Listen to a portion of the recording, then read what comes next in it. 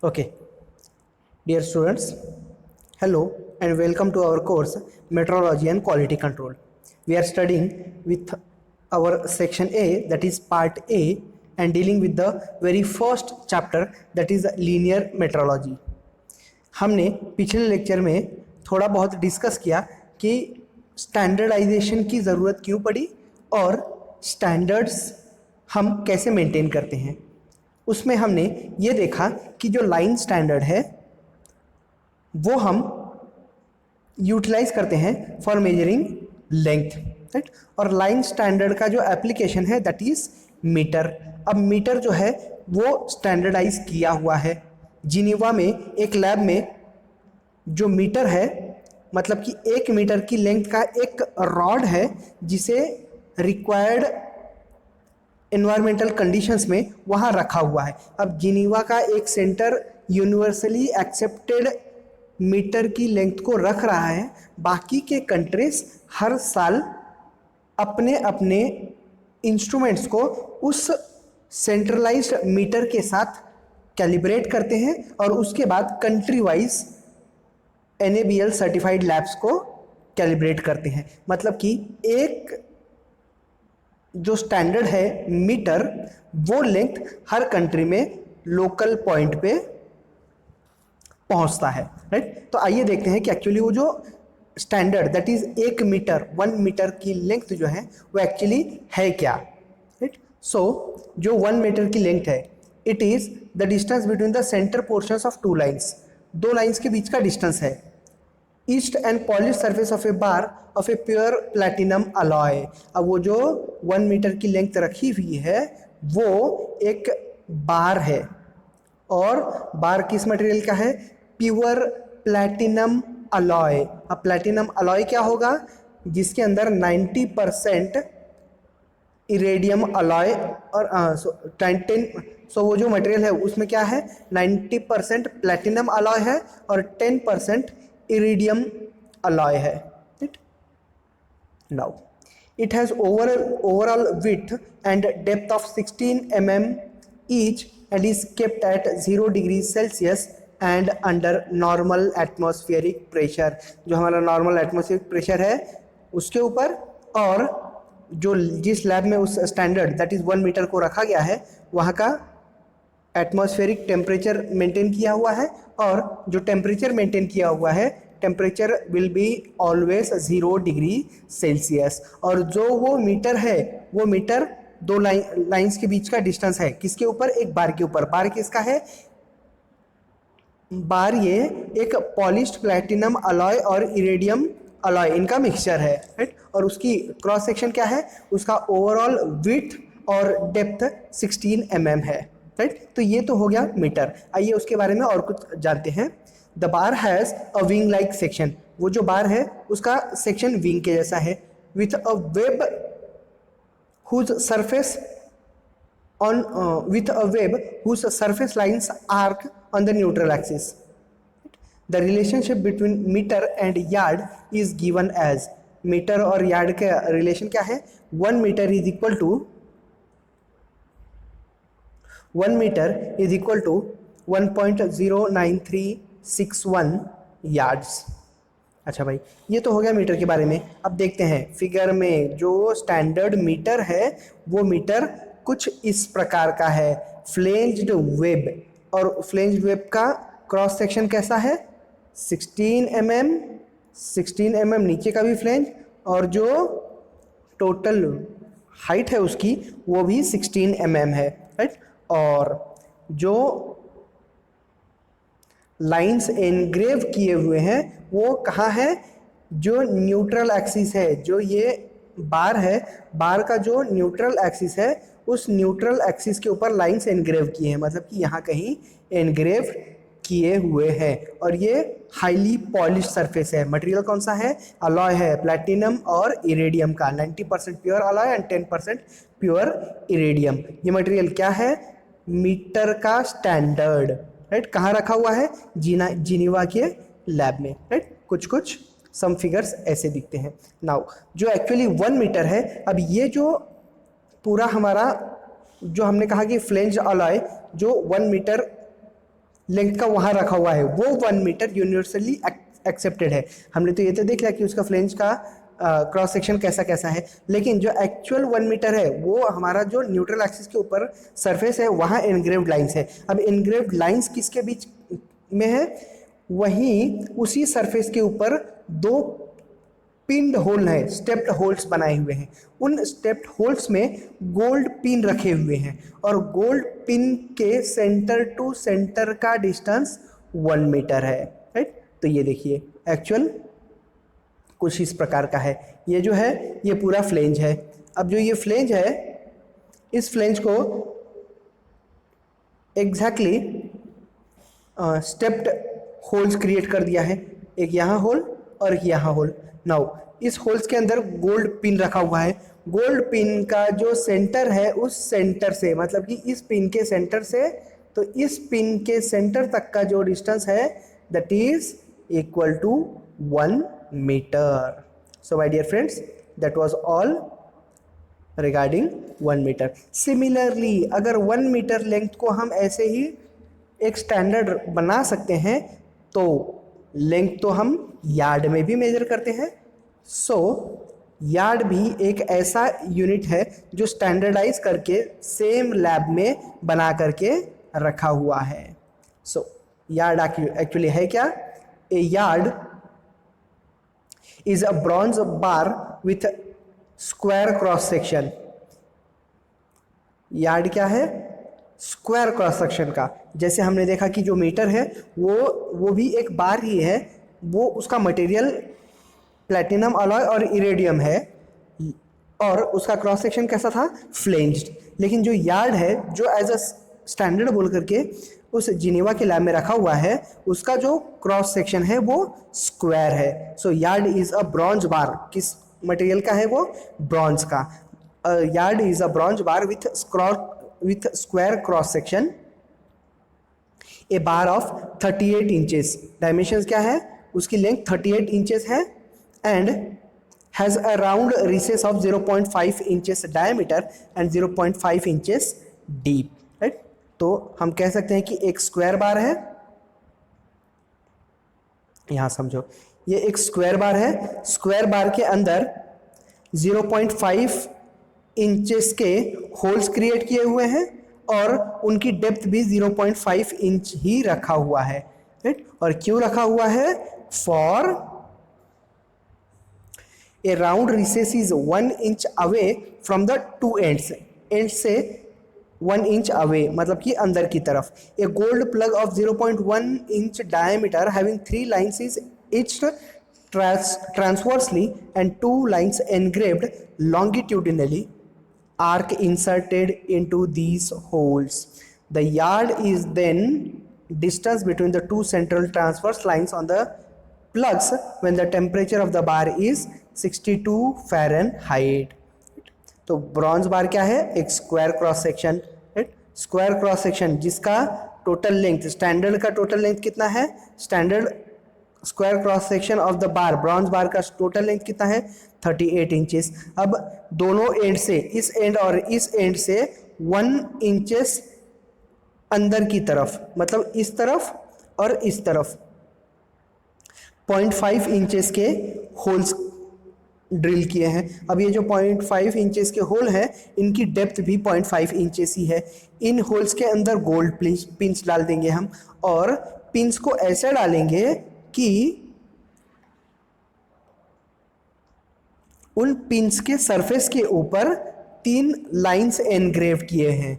तो जो middle line है उस मिडल लाइन से मिडल लाइन तक जो डिस्टेंस होगा that distance will be termed as 1 yard, right. तो ये तो हो गई यार्ड की बारे में, और हम समझ सकते हैं कि yard is equal to 0.9144 metre, that is regarding its conversion. Now let us talk, since we are dealing with line standards, let us talk some characteristics of line standards. Line standards are accurate, but full length scale advantage can't of this accuracy can't be taken. It is easier and quicker to take readings. The scale markings are not subject to wear, although significant wear on leading end leads to undersizing.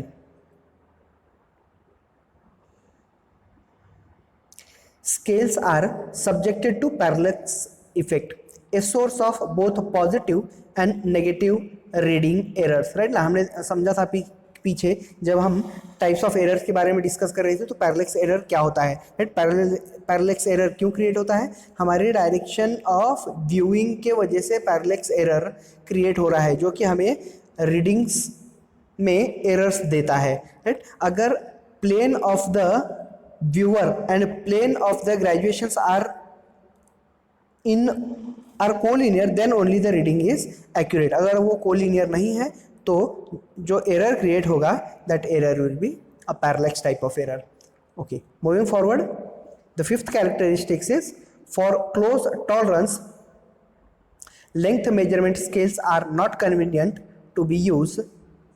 Now अब बात करेंगे हम end standards के बारे में ना। अब तक हम क्या कर रहे थे, लाइन स्टैंडर्ड्स के बारे में बात कर रहे थे। क्या कहा हमने, लाइन स्टैंडर्ड्स मतलब कि दो ग्रेजुएशंस के बीच में जो हमारा इंस्ट्रूमेंट होगा, इंस्ट्रूमेंट के ऊपर हम लाइंस ग्रेजुएट करेंगे और जिस भी कंपोनेंट के डायमेंशंस हमें मेजर करना होगा, उन कंपोनेंट्स के डायमेंशंस को हमारे ग्रेजुएटेड जो लाइंस हैं उनसे कंपेयर करेंगे और फिर उनका डायमेंशन मेजर करेंगे। वो क्या था, पूरा लाइन स्टैंडर्ड। अब मूव होते हैं एंड स्टैंडर्ड पे। हमारे पास टोटल कितने स्टैंडर्ड्स हैं, line standard, and standards and wavelength standards, that is wave standards. अच्छा भाई, and standards.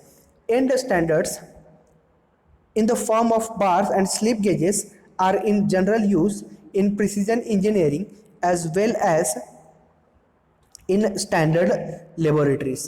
The direct measurement of engineering products, whereas slip gauges are in everyday use in tool rooms, workshops and inspection departments throughout the world. A modern end standard consists fundamentally of a block or bar of steel, generally hardened, whose end faces are lapped flat and parallel to within a few millionth of a centimeter. By the process of lapping, its size too can be controlled very accurately. The characteristics of end standards. अच्छा भाई, end standards के बारे में थोड़ा हम general discuss कर लेते हैं। एंड स्टैंडर्ड्स, जैसा कि हमने लाइन स्टैंडर्ड्स देखा कि दो लाइंस के बीच का डिफरेंस हम यूज़ करते हैं for measurement purpose of A length. अब एंड स्टैंडर्ड्स में हम लाइंस ग्रेजुएट नहीं करेंगे, हम किसी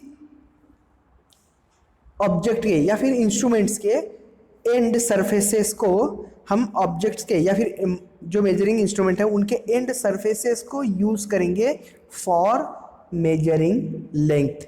एंड सरफेसेस ये इतने लैप्ड होंगे, मतलब कि उनका सरफेस फिनिश इतना अच्छा होगा कि they will give us very good readings, accurate readings.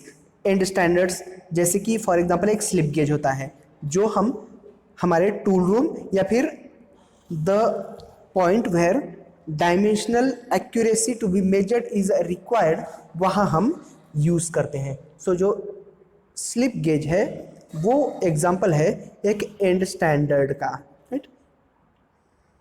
अच्छा भाई, अब बात करते हैं कैरेक्टरिस्टिक्स ऑफ एंड स्टैंडर्ड्स की। The end standards are highly accurate and well suited to close tolerance measurements. Dimensional tolerance as small as 0.0005 mm can be obtained. To provide a given size, the groups of blocks are rung together. अब rung together, ringing, ये जो ringing है of a slip gauge, ये एक process है। इस process को हम रिंगिंग प्रोसेस बोलते हैं। अब रिंगिंग प्रोसेस मतलब कि एक स्लिप गेज के साथ दूसरा स्लिप गेज ये हम ज्वाइन करते हैं सरफेस टू सरफेस। अब मान लीजिए कि हमारे पास दो स्लिप गेज है, हमें मालूम है कि स्लिप गेजेस का सरफेस फिनिश ये बहुत अच्छा होता है, मतलब कि उनका सरफेस जो है वो लैप किया हुआ है होता है। तो अगर हम स्लिप गेज के दो स्लिप गेजेस के सरफेसेस को कुछ इस तरह से एक दूसरे के ऊपर रब करें कि उनके बीच का जो भी एयर गैप है वो निकल जाए, मतलब कि उनके बीच में कोई एयर गैप हो ही ना।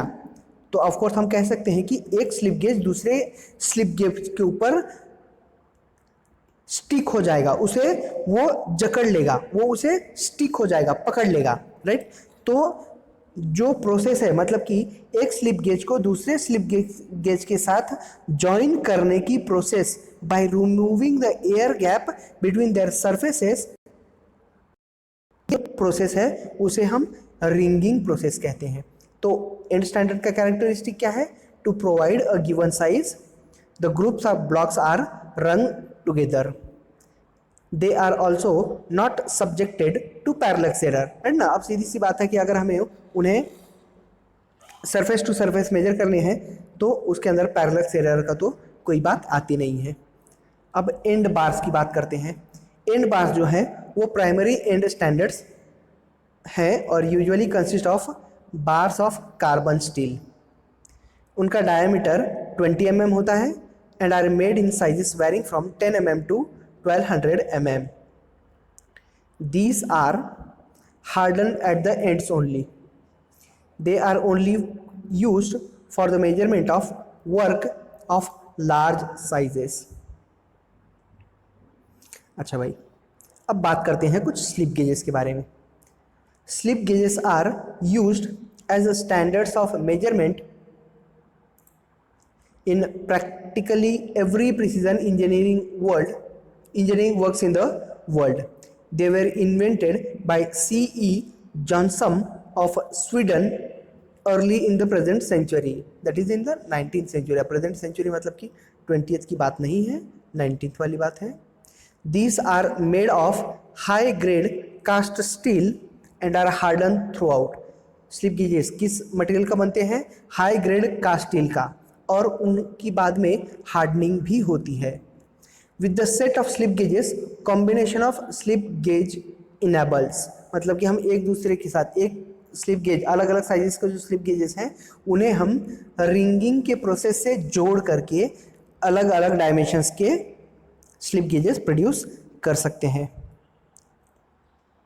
सो with the set of slip gauges, combination of slip gauges enables measurement to be made in the range of 0.0025 to 100 mm, but in combination with end length bars measurement range up to 1200 mm is possible.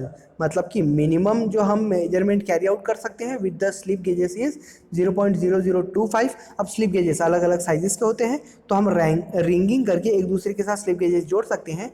तो मतलब कि हम slip gauges को combine कर रहे हैं, तो अगर हम कंबाइन करके यूज़ करते हैं तो हम मैक्सिमम 1200 mm तक का लेंथ मेजर कर सकते हैं। So by combination the slip gauges can be utilised to major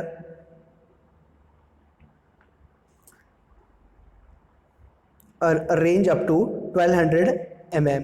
सो आप फिगर में देख सकते हैं कि जो एक्चुअली स्लिप गेजेस हैं वो set of slip gauges, right. ये एक स्लिप गेज है, this one is slip gauge, this one is slip gauge having another side, this one is slip gauge. ये जो लेंथ है ये इनकी लेंथ, एक स्लिप गेज की लेंथ, ये एक स्लिप गेज है, ये एक स्लिप गेज है, slip gauge slip gauge slip gauge slip gauge. अब ये अलग अलग साइजेस, ये जो अंदर रखे हुए हैं अलग अलग साइजेस के स्लिप गेज हैं, राइट ना। आप यहाँ एनलार्ज व्यू देख सकते हैं। ये स्लिप गेज का एक सेट बॉक्स है और जिसमें अलग अलग साइज़ के स्लिप गेजेस हैं। जैसे कि हम इस स्लिप गेज को इस स्लिप गेज के साथ मिला करके एक यूनिफॉर्म स्लिप गेज तैयार कर सकते हैं। कैसे? By the process of ringing, right. So wavelength standard. Now हमने लाइन स्टैंडर्ड देखा, हमने एंड स्टैंडर्ड्स देखा। अब हम वेव्स के कैरेक्टरिस्टिक को यूटिलाइज करके लीनियर मेजरमेंट अगर कैरी आउट करते हैं तो हम उसे वेवलेंथ स्टैंडर्ड कहेंगे, राइट। 1829 में जैक्स बैबिनेट, जो कि एक फ्रेंच फिलोसोफर थे, उन्होंने कहा कि जो मोनोक्रोमैटिक लाइट है, मतलब कि जो वेव फॉर्म्स हैं, उन्हें हम यूज़ करके length measure carry out, length measurement के लिए हम उन्हें यूज़ कर सकते हैं. So definition of standard of length relative to the metre in terms of wavelength of the red radiation of cadmium. अच्छा भाई, तो जो वेव्स हैं उन्हें हम यूज़ कर सकते हैं फॉर लीनियर मेजरमेंट. एक्चुअली जो हाई लेंथ है, मतलब कि the distance between earth and the planets, the distance between earth and the moon, ये जो डिस्टेंसेस है इन्हें हम वेव्स की हेल्प से मेजर करते हैं. उनके कुछ एडवांटेजेस हैं. The advantages are it does not get influenced by effect of variations of environmental temperature, pressure, humidity and aging because it is not a material standard. है ना, सीधी सी बात है. अगर वो मटेरियल है ही नहीं, वो एक प्योर वेव है, तो उसके ऊपर टेम्परेचर, प्रेशर, एनवायरमेंटल कंडीशंस का कोई इफेक्ट नहीं होगा. there is no need to store it under security, and thus there is no fear of its being destroyed as in case of yard and meter. सीधी सी बात है कि Geneva में जो laboratory है उसके अंदर स्टैंडर्ड्स रखे हुए हैं, तो उन्हें बहुत केयर से रखा जाता है. अगर वेवलेंथ हम यूज़ करें तो ऑफ कोर्स उसे स्टोर करने की ज़रूरत है नहीं, क्योंकि वो कोई मटेरियल नहीं है, it is a wave. Moving forward, it is easily available at all standardizing houses, laboratories and industries. It can be easily transferred to other standards, and this standard can be used for making comparative statement of much higher accuracy, as well as it can be reproduced. तो dear students, आज हम यहाँ रुकते हैं and will continue with our discussion in the coming lectures. Okay, thank you.